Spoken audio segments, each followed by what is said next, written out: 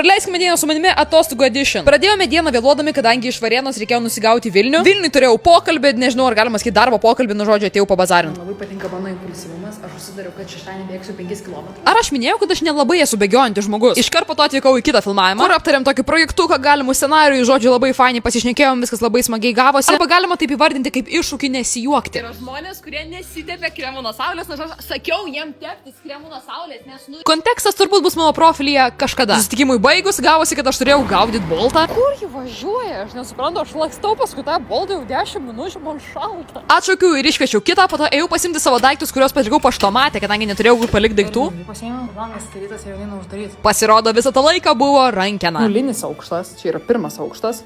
Ir tu esi on display pirmam aukštui ir aš čia langas atidarytas. Kas čia per distanciją? Nusprendžiu neapsikrauti ir eiti pavalgyti. Ir spėkit, ko nepasiėmiau, kontaktinių lęšių, tad šokom į boltą ir varom jų nusipirkti, tuo tarpu nusipirkau kažką, ką galėčiau valgyti pusryčiam. Rekomenduojame, aš irgi rekomenduoju. Akvilės vanduo, edo kaukė, drakono vaisius, lęšiai, avietės, graikiškas jogurtas, vitamino C ir D šotai, nes po tokių dienų tai čia reikia gaudyti, kad nebūtų ligos, plaukų saktukas, riešutas. Ar norite daugiau tokių dienų su manimi?